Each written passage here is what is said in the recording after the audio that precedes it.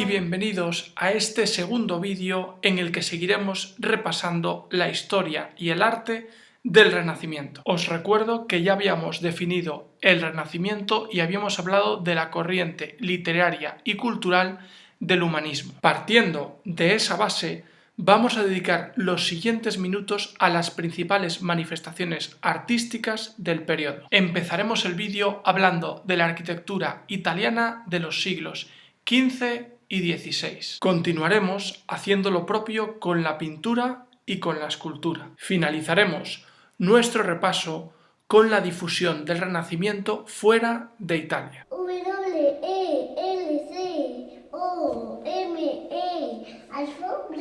Bien. Más de uno, y con razón, se preguntará ¿a qué ha venido eso? Pues bien, tiene una explicación, y es incidir en la importancia de leer y leer bien. Cada vez es más frecuente encontrarme con exámenes de alumnos que al haber leído en diagonal cometen errores de bulto, y ante todo tenéis que tener en cuenta que es importante que no nos llamen ¡idiota! Ya que dedicamos un esfuerzo a estudiar, por lo menos vamos a terminar las cosas bien, vamos a hacer que ese tiempo rinda, y para sacarle el rendimiento hay que estar a lo que estamos, es decir, estar atentos mientras leemos, porque ya sabéis lo que siempre digo, no basta con ver los vídeos, hay que leer, los vídeos es un apoyo, pero lo importante para aprobar la asignatura de historia es leer en primer lugar y en segundo término estudiar lo que se ha leído, ya sea a base de esquemas, resúmenes o el sistema que mejor os venga a cada uno. Y ahora sí, vamos a hablar de historia.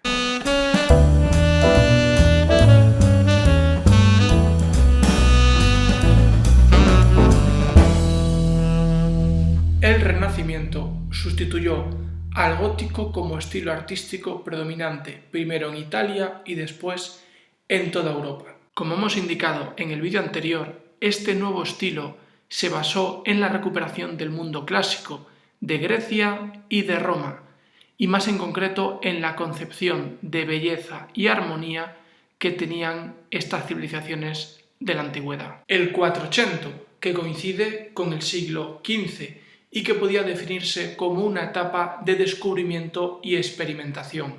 En este periodo, el principal foco creador y difusor del Renacimiento fue la ciudad de Florencia. Y en segundo lugar, el Cinquecento, una etapa de madurez que tuvo a la ciudad de Roma como eje central del mundo renacentista, y desde ahí, posteriormente, se difundiría a toda Europa. A lo largo del Renacimiento tuvieron una importancia fundamental los mecenas, es decir, esas personas de alto nivel económico que bien por razones políticas o bien por su gusto por el arte y la cultura financiaban o hacían encargos a los artistas. En el 480 destacaron sin duda en la ciudad de Florencia los Medici. En Roma los principales mecenas fueron los propios papas, en concreto algunos de ellos Medici.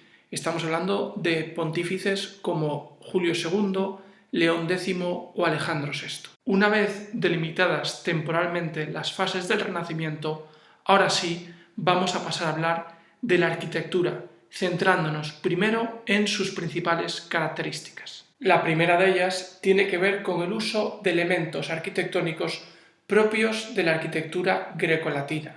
Estamos hablando, por ejemplo, del arco de medio punto, la bóveda de cañón, las cúpulas o los frontones de carácter triangular en las fachadas de los edificios. A esto habría que añadir la recuperación de las ideas de proporción y armonía propias del mundo clásico. Por último, y en consonancia con el antropocentrismo propio del Renacimiento, estaría la construcción de edificios adaptados a las medidas humanas. De entre los arquitectos del 480 hemos de destacar en primer lugar a Filippo Brunelleschi, a quien debemos la impresionante cúpula de la Catedral de Florencia. También hay que destacar de este mismo autor la iglesia de San Lorenzo y la iglesia del Espíritu Santo. En segundo término habría que hablar de otros dos arquitectos, Alberti y Michelozzo. A este último debemos la construcción del Palacio Medici-Riccardi, todo un ejemplo de arquitectura civil en el mundo renacentista. De la arquitectura del Cinquecento hay que señalar la existencia de dos focos, Roma y Venecia. Del primero de ellos hay que destacar la construcción de la Basílica de San Pedro, inicialmente planificada por Bramante y posteriormente tomada y modificada por Miguel Ángel, que tampoco va a ser el que definitivamente la termine, pero sí el que le dé un empuje casi definitivo. En el caso de Venecia cabe destacar la figura de Andrea Palladio, que se especializó sobre todo en la construcción de villas. De entre ellas cabe destacar Villa Rotonda, que está saliendo en estos momentos en imagen.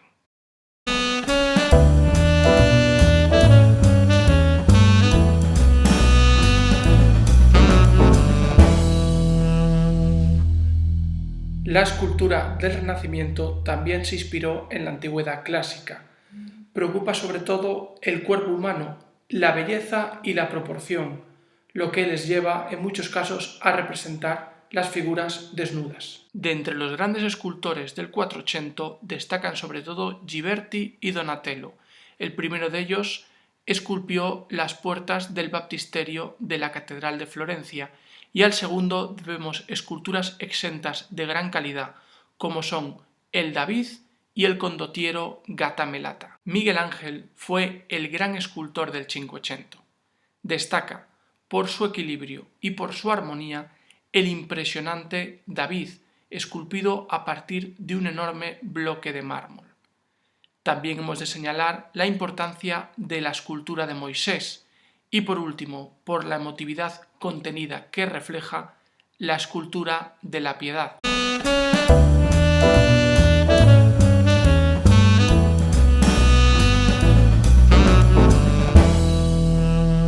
La pintura renacentista, tal como había sucedido en el caso de la arquitectura y la escultura, también va a tomar el período clásico, es decir, Grecia y Roma como modelo para sus composiciones artísticas. De entre sus características cabe destacar, en primer lugar, el dominio de la perspectiva, que permitía tanto representar la profundidad como las distancias. El segundo rasgo a tener en cuenta de la pintura renacentista es la búsqueda de la proporción, así como la idealización de las figuras y de los paisajes. Por último, hay que hacer referencia a las temáticas de estas composiciones artísticas del Renacimiento. Cabe destacar tres. Hablaríamos en primer lugar de temas de tipo religioso, en segundo lugar de mitología, es decir, representaciones de hechos de narraciones mitológicas, y por último la elaboración de retratos. Se podría citar una gran cantidad de importantes pintores del 480 y seguramente podríamos detenernos mucho más a hablar de los más importantes. Sin embargo, me voy a contentar simplemente con citarlos. Destacaríamos a Masaccio, Fra Angelico y Botticelli. El primero de los grandes pintores del Cinquecento al que vamos a referirnos es Leonardo da Vinci. Da Vinci destacó por el uso de la técnica del sfumato, que consiste en difuminar los contornos de las figuras para conseguir una mayor profundidad. De entre las obras de Leonardo vamos a hablar solo de dos. En primer lugar, la conocida Gioconda o Mona Lisa y en segundo término, La Última Cena. El segundo de los autores del Cinquecento del que vamos a hablar es Miguel Ángel. Miguel Ángel destacó sobre todo en la técnica del fresco, entre otros motivos porque se pasó muchos años trabajando para los papas en Roma. En concreto, dentro de los frescos de Miguel Ángel destacan, por su importancia, dos: el Juicio Final, que está en la zona del altar de la Capilla Sixtina, y luego los frescos del techo de esa misma capilla, y entre ellos hay que hablar sobre todo de la escena de la creación. Otro autor que dedicó buena parte de su vida a trabajar en la corte pontificia de Roma fue Rafael. A él debemos buena parte de los frescos que hoy día están en los palacios vaticanos. Además, Rafael destaca por pintar Madonas, es decir, vírgenes con el niño y en ocasiones también con San Juan Bautista. Por último, hemos de hacer referencia a la escuela pictórica veneciana, que destacó por su peculiar uso del color. De entre sus autores destacan Tiziano, Tintoretto y el Veronés.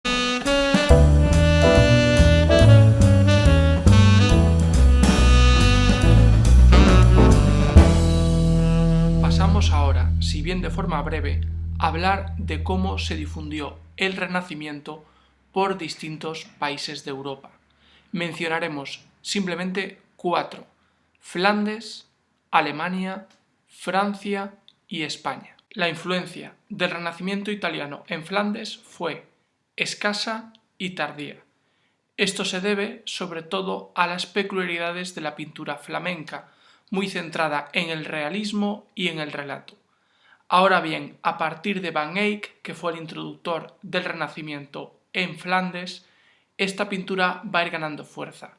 De este autor hemos de destacar el matrimonio Arnolfini. De la pintura renacentista flamenca hay que destacar también al Bosco por su perfección pictórica y por sus mundos fantásticos que recrea sobre el lienzo, y en segundo lugar a Bruegel el Viejo por su pintura satírica. Nos detendremos muy poco en Alemania, simplemente para hablar del gran grabador Alberto Durero. De entre sus obras destacamos Adán y Eva o La melancolía, y el retratista Hans Holbein. Las principales manifestaciones artísticas del Renacimiento francés se dieron en formas de arquitectura. Destaca el Palacio de Fontainebleau y el Palacio de Chambord. Nos adentramos ahora en la explicación del Renacimiento en España. Hablaremos primero de la arquitectura, distinguiendo 3 estilos distintos: el clásico, el herreriano y el plateresco. El clasicismo, como bien se aprecia en el palacio que en el complejo de la Alhambra de Granada construyó Pedro Machuca para el emperador Carlos V, estuvo fuertemente influenciado por la arquitectura italiana del Renacimiento. El plateresco recibe ese nombre porque de alguna manera los relieves de las fachadas de los edificios pretendían imitar la labor de los plateros con ese mineral. De entre las obras platerescas vamos a destacar la fachada de la Universidad de Salamanca. El estilo herreriano, caracterizado por la escasa decoración en sus edificios y su monumentalismo, tomó su nombre del arquitecto Juan de Herrera, quien diseñó el monasterio de San Lorenzo del Escorial bajo el reinado del rey Felipe II en el siglo XVI. La escultura española del Renacimiento destacó por su expresividad religiosa y por el uso de la madera policromada. De entre sus autores cabe destacar a Juan de Juni y Alonso Berruguete. Esa expresividad religiosa de la que hablábamos para la escultura se manifestó también en el caso de la pintura. En esa línea hemos de situar las obras de autores como Sánchez Coello y Luis de Morales. Ahora bien, si alguien destacó por su dramatismo y espiritualidad y fue el gran pintor de la época, fue el Greco.